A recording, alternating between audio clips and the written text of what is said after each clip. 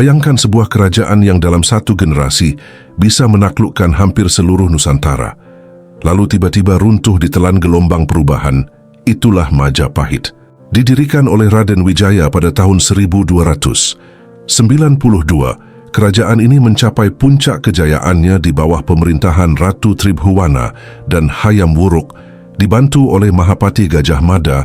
Bahkan tercatat memiliki 98 daerah bawahan yang mencakup wilayah dari Sumatera hingga Papua, termasuk Singapura, Malaysia, Brunei, Thailand Selatan, Timor Leste, dan Filipina Barat Daya. Tak hanya Majapahit yang punya kisah menakjubkan. Di tengah kemunduran akhir Majapahit, tumbuhlah kerajaan baru, Demak. Yang mengejutkan, Demak tak hanya menjadi kerajaan Islam pertama di Jawa, tetapi dalam waktu kurang dari 1 abad, ia berhasil mengusir Portugis dari Sunda Kelapa hingga cikal bakal kota Jakarta dan menjadi poros penyebaran Islam di Nusantara. Dua kerajaan dengan latar kepercayaan berbeda, Majapahit sebagai kerajaan Hindu-Buddha besar dan Demak sebagai kerajaan Islam pertama di Jawa, bergantian memegang kendali. Kisah kebangkitan dan kejatuhan mereka penuh intrik, perang, sekaligus visi kepemimpinan yang dramatis. Kerajaan Majapahit dan Demak merupakan tonggak besar dalam perjalanan sejarah Nusantara. Majapahit didirikan sekitar tahun 1292 oleh Raden Wijaya, menjadi salah satu kerajaan Hindu-Buddha terakhir dan terbesar di Asia Tenggara. Di puncak kejayaannya pada abad ke-14, ia dikenal memiliki mandala atau daerah bawahan yang luas hingga 98 wilayah, termasuk yang berada jauh seperti Filipina dan Timor Leste. Kejayaannya bukan hanya soal ekspansi daerah, tetapi juga seni, budaya, dan hukum. Misalnya Kode Hukum Kutara Manawa Dharma Sastra yang disusun oleh Gajah Mada untuk mengatur kerajaan yang luas dan beragam. Sementara itu, kerajaan Demak lahir di akhir abad ke-15 sebagai kerajaan Islam pertama di Jawa, didirikan oleh Raden Patah yang melepaskan diri dari Majapahit yang mulai melemah. Letaknya di pesisir utara Jawa membuatnya menjadi pusat perdagangan maritim strategis, sekaligus titik penyebaran Islam yang dipimpin oleh Wali Songo. Di bawah Sultan Trenggana, Demak mencapai masa kejayaannya, menguasai pelabuhan penting seperti Sunda Kelapa yang kemudian dinamai Jayakarta. Signifikansi historis keduanya tak bisa dilewatkan. Majapahit sebagai simbol penyatuan Nusantara dan inspirasi bagi batas modern Indonesia, Demak sebagai ujung tombak penyebaran Islam, dan cikal bakal negeri beragama mayoritas Islam seperti sekarang. Majapahit meski powerful menghadapi tantangan serius, perebutan kekuasaan internal, tekanan dari munculnya kekuatan Islam, serta kesulitan menjaga pengaruh atas wilayah luas yang cenderung mandala dan lemah secara administratif. Sejak pertengahan abad ke-15, kekuasaan Majapahit kian retak. Pusatnya hilang kekuatan dan daerah-daerah bawahan mulai menarik diri.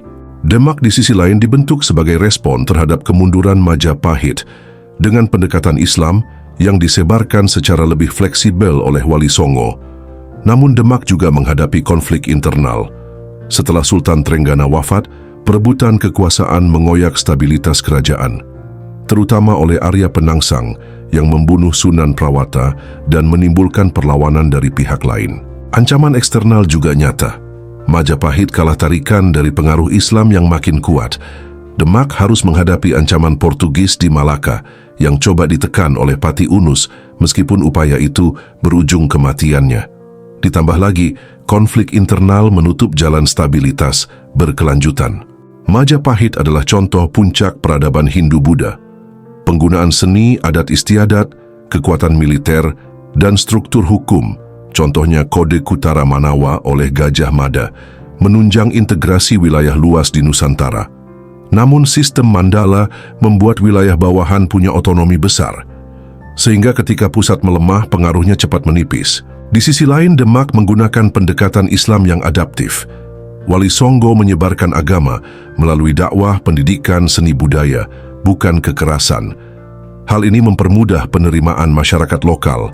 Kepemimpinan Raden Patah meletakkan fondasi pemerintahan baru, dan Sultan Trenggana memperluas pengaruh melalui penaklukan strategis, misalnya Sunda Kelapa dan bandar penting Jawa. Secara sosial, perpaduan antara legitimasi budaya Majapahit dan spirit Islam oleh Demak menciptakan landasan baru. Demak mengadaptasi simbol Majapahit seperti Surya Majapahit, namun diubah agar tidak bermuatan Hindu, mencerminkan kesinambungan tradisi sekaligus perubahan religius. Momen penting bagi Majapahit adalah konflik dengan Demak antara 1478 sampai 1527. Pertempuran ini menandai kekalahan Majapahit dan bangkitnya Demak sebagai kekuatan dominan. Lebih dramatis, Demak berhasil mengungguli Majapahit yang kehilangan dominasi kuno. Untuk Demak, klimaks tertinggi terjadi di zaman Sultan Trenggana 1521 sampai 1546. Ia memimpin ekspedisi penting, termasuk penguasaan Sunda Kelapa yang berdampak sejarah, menjadi Jayakarta, Cikal Bakal Jakarta. Namun klimaks peralihan kekuasaan juga berbuntut tragis.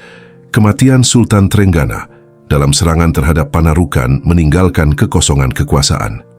Perebutan oleh Arya Penangsang dan kemudian Jaka Tingkir meluluh lantakkan stabilitas Demak yang akhirnya digantikan oleh Kesultanan Pajang pada pertengahan abad ke-16. Kisah Majapahit dan Demak mengajarkan bahwa kejayaan bisa tumbuh cepat, tetapi juga cepat runtuh bila tidak disertai stabilitas internal dan adaptasi strategi sosial budaya.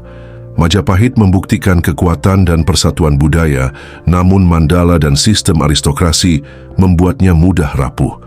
Demak menunjukkan kekuatan sosial politik lewat agama dan kepemimpinan visioner, tetapi konflik internal dan kehilangan pemimpin kunci menjadi titik awal keruntuhan.